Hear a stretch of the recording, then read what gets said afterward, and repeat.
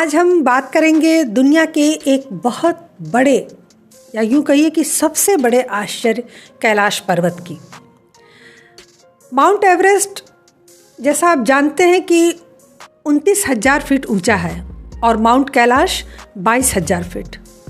सन 1953 में Edmund Hillary और तेनजिंग शेरपा ने एवरेस्ट पर फतह पा लिया था और उसके बाद आज तक 7,000 लोग एवरेस्ट पर चढ़ चुके हैं, जीत हासिल कर चुके हैं। मगर आज तक एक भी इंसान माउंट कैलाश के शिखर तक नहीं पहुंच सका, न उसे छू सका। ऐसी क्या खास बात है कैलाश पर्वत में कि ऊंचाई में एवरेस्ट से छोटा होने के बाद भी इसे कोई आज तक फतह नहीं कर पाया। हिंदू धर्म में कैलाश पर्वत को शिव का गढ़ माना जाता है। कहते हैं कि इस पर्वत पर शिव और पार्वती जी विराजते हैं। मगर इस रहस्यमयी पर्वत का नाम सिर्फ हिंदू धर्म की किताबों में नहीं आता। जैन धर्म के अनुयायियों का मानना है कि सबसे पहले तीर्थंकर ऋषभनाथ जी को कैलाश पर्वत पर ही तत्व ज्ञान प्राप्त हुआ था। बौद्ध धर्म के अनुयायी भी मानते हैं कि महात्मा बुद्ध इस पहाड़ की चोटी पर रहते हैं। तिब्बत के डाओ अनुयायी इस पर्वत को पूरी दुनिया का आध्यात्मिक केंद्र मानते हैं। डाओ धर्म तिब्बत धर्म में बौद्ध धर्म से भी काफ़ी पहले का है। यह कोई संयोग नहीं हो सकता कि एक ही पर्वत को 4 धर्मों के केंद्र में रखा गया है। इन 4 धर्मों को मानने वाले लगभग 1.5 अरब लोग वो कैलाश पर्वत की महिमा को जानते हैं, उसे पूजते हैं, उसमें विश्वास रखते हैं। कैलाश के बारे में जितनी मुंह उतनी बातें हैं। कहते हैं कि यह कैलाश यहाँ था ही नहीं, इसे बनाया गया है किसी व्यक्ति द्वारा। लोग यह भी कहते हैं कि यह पहाड़ अंदर से खोखला है, इसके अंदर दूसरी दुनिया में जाने का रास्ता है। सन 1999 में रूस के वैज्ञानिकों की एक टीम 1 महीने तक माउंट कैलाश के नीचे रही और इसके आकार के बारे में शोध करती रही। वैज्ञानिकों ने कहा कि इस पहाड़ की तिकोने आकार की जो चोटी है वो प्राकृतिक नहीं है, बल्कि एक पिरामिड है जो बर्फ से ढका रहता है। माउंट कैलाश को शिव पिरामिड के नाम से भी जाना जाता है। जो भी इस पहाड़ पर चढ़ने निकला वह या तो मारा गया या फिर बिना चढ़े वापस लौट आया। 29,000 फीट ऊंचा होने के बाद भी एवरेस्ट पर चढ़ना तकनीकी रूप से आसान है, मगर कैलाश पर्वत पर चढ़ने का कोई रास्ता नहीं है। चारों ओर खड़ी चट्टानों और हिमखंडों से बने कैलाश पर्वत तक पहुंचने का कोई ऐसा मार्ग नहीं है जिससे उस पर चढ़ाई की जा सके। ऐसी मुश्किल चट्टानें चढ़ने में बड़े से बड़ा पर्वतारोही भी घुटने टेक दे। हर साल लाखों लोग कैलाश पर्वत के चारों ओर परिक्रमा लगाते हैं। रास्ते में मानसरोवर झील के दर्शन भी करते हैं। लेकिन एक बात आज तक रहस्य बनी हुई है कि अगर यह पहाड़ इतना जाना जाता है तो इस पर कोई चढ़ाई क्यों नहीं कर पाया। कहा जाता है कि एक बार कैलाश के रहस्य को पता लगाने के लिए एक योगी जिसका नाम मिलारेपा था, वह बहुत हिम्मत से इन कठिन रास्तों का सामना करते हुए कैलाश पर्वत तक पहुंच गए थे, क्योंकि उनके मन में एक जिज्ञासा थी कि वह इस कैलाश पर्वत से संबंधित रहस्यमय तथ्यों की तलाश कर सके और लोगों को बता सके। लेकिन बताते हैं कि मिलारेपा ने कैलाश पर पहुंचने के बाद जो कुछ देखा तो उनका मुंह शब्द रहित हो गया। मतलब उसके बाद वह कुछ भी बोल नहीं सके और कभी किसी को कैलाश पर्वत का वर्णन अपने शब्दों में नहीं बता पाए। लेकिन इस बात के कोई बहुत ठोस प्रमाण नहीं मिलते हैं। शिव पुराण, स्कंद पुराण, मत्स्य पुराण, इन सभी पुराणों में इस बात का स्पष्ट उल्लेख है कि कैलाश पर्वत पर भगवान शिव का निवास रहा है। अब मन में यह प्रश्न उठना स्वाभाविक है कि भगवान शिव ने अपने रहने के लिए कैलाश पर्वत को ही क्यों चुना। इस बात के पीछे क्या रहस्य है? इस संबंध में संत महात्माओं का कहना है कि धरती के केंद्र में स्थित होने के कारण ही संभव था भगवान शिव ने कैलाश पर्वत को ही अपना निवास स्थान बनाया, ताकि वह इस जगह से पूरी सृष्टि को संचालित कर सके। ऐसे में जहाँ भगवान है वहाँ मानव का पहुँचना कठिन है। ऐसा कहा जाता है कि इस पर्वत की अदृश्य शक्तियां स्वयं नहीं चाहती कि कोई मानव इस पर्वत पर चढ़ सके। कैलाश पर्वत के अनेक रहस्य हैं, जिनमें से एक रहस्य ध्वनियों का रहस्य है। कैलाश के आसपास ओम की ध्वनि गुंजित होती रहती है। कुछ लोगों को इस कैलाश पर्वत पर भगवान शिव के डमरू की आवाज़ भी सुनाई दी है। लोगों को इस पर्वत के आसपास हजारों फुट ऊंची विशालकाय जटाधारी आकृति का आभास होता रहता है। ऐसा लगता है कि भगवान शिव तपस्या में लीन है। कुछ व्यक्तियों ने इस पर्वत पर जब चढ़ाई शुरू की तो उनके पैर धरती में जम गए। ऐसा लगता था कि जैसे कोई शक्ति उन्हें रोकने का प्रयास कर रही है। तिब्बत में स्थित इस कैलाश पर्वत पर जब वहां के कुछ धर्म गुरुओं द्वारा पहुंचने की कोशिश की गई तो अचानक सैकड़ों शंख उनके कानों में बजने लगे, गूंजने लगे। शंखों की आवाज, जब उस शंख की ध्वनियों को सुनना असहनीय हो गया, तब वे धर्मगुरु अपनी यात्रा बीच में ही छोड़कर वापस आ गए। भौगोलिक स्थिति के अनुसार कैलाश पर्वत जिस स्थान पर स्थित है वह हमारी धरती का केंद्र बिंदु है। यही वह स्थान है जहां पृथ्वी को संचालित करने वाली तमाम शक्तियां प्रवाहित होती हैं।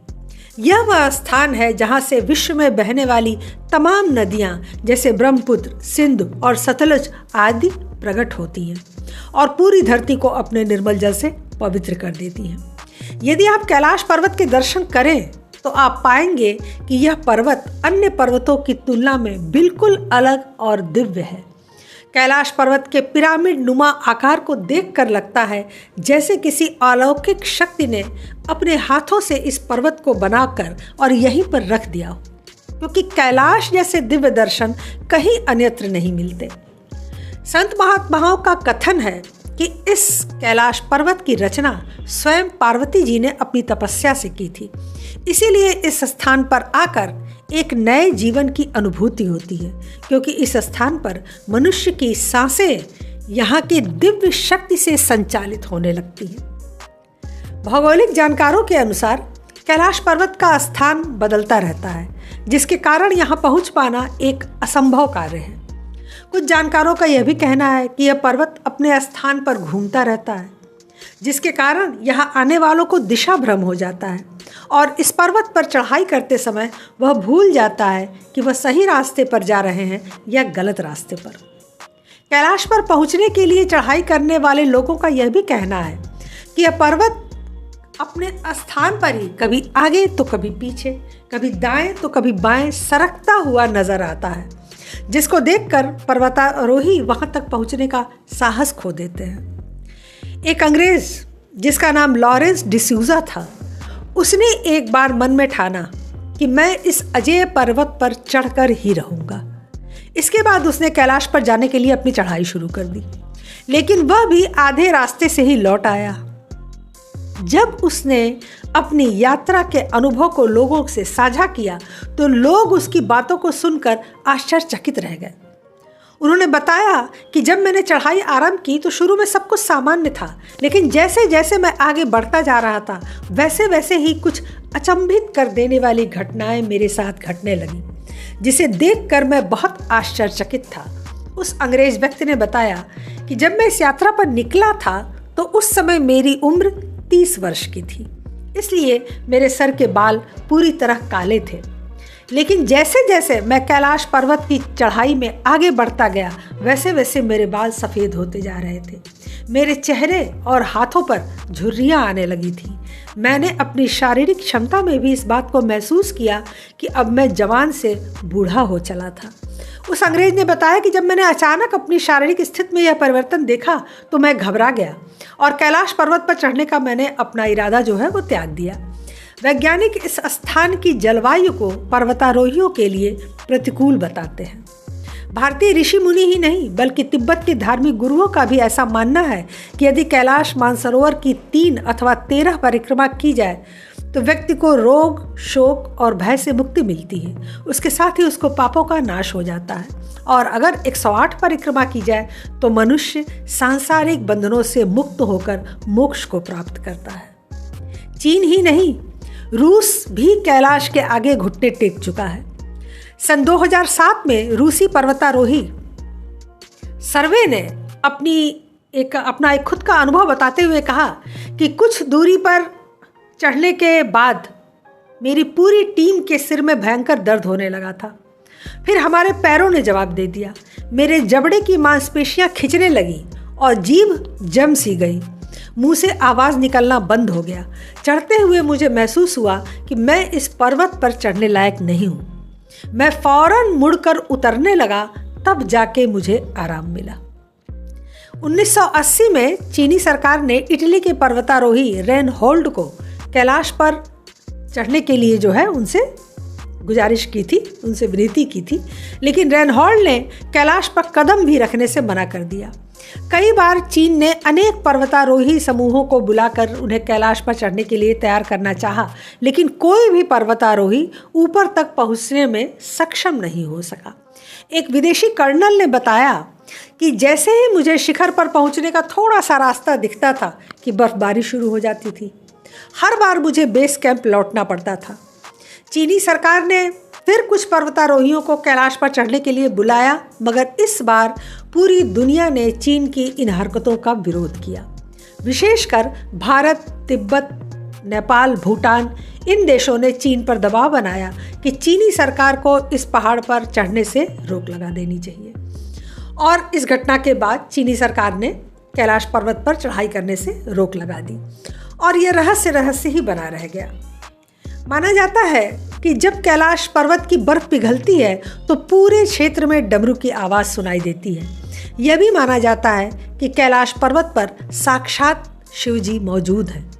ऐसा बताया गया है कि कैलाश पर्वत एक तरफ स्फटिक का, दूसरी तरफ माणिक का, तीसरी तरफ सोने का और चौथी तरफ नीलम का बना हुआ है। कुछ वैज्ञानिक ऐसा भी कहते पाए गए कि यहाँ कोई पर्वतारोही नहीं चढ़ पाया क्योंकि यहाँ ढाल बहुत खड़ा है और 65 डिग्री का ढाल है, जिसके कारण इस पर चढ़ाई करना असंभव सा है। वो बताते हैं कि एवरेस्ट का ढाल 40 से 60 डिग्री के बीच है, जिसके कारण एवरेस्ट पर चढ़ने और विजय करने वालों की संख्या 7000 से अधिक है। तो सवाल ये उठता है कि 40 से 60 डिग्री के बीच में अगर व्यक्ति चढ़ पा रहा है तो वो 65 डिग्री पर क्यों नहीं चढ़ पा रहा है? जो 60 डिग्री तक चढ़ सकता है वो 65-70 डिग्री तक नहीं चढ़ सकता है। ऐसा क्या हो जाता है कि वो असमर्थ हो जाता है? क्या यह मानने योग्य है कि 5 से 7 डिग्री अधिक हो जाने की वजह से कोई भी पर्वतारोही चढ़ाई नहीं कर सकेगा? निसंदेह वहाँ कोई दैवी शक्ति है जिसकी वजह से लोग वहाँ नहीं पहुँच सकते। प्राचीन तिब्बत के लेखों के अनुसार किसी भी नश्वर को कभी भी कैलाश पर्वत पर चलने की अनुमति नहीं दी जाती है। वहाँ जहाँ बादलों के बीच देवताओं का निवास है, जहाँ भगवान शिव एकांतवास में स्थित होकर महासमाधि में लीन है, इसलिए जो भी वहाँ जाने का प्रयास करता है वह दिशा भटक जाता है और मारा जाता है। इस तरह रहस्य से भरा हुआ कैलाश पर्वत आज तक लोगों तथा वैज्ञानिकों के लिए एक पहेली बना हुआ है और शायद यह हमेशा बना रहेगा। यह है भगवान भोलेनाथ की अपरंपार महिमा। ओम नमः शिवाय, हर हर महादेव। आज के लिए बस इतना ही। हमारे चैनल को सब्सक्राइब करें, लाइक करें और सभी प्लेटफॉर्म पर शेयर करें। अपने विचार हमें कमेंट बॉक्स में ज़रूर बताया करें।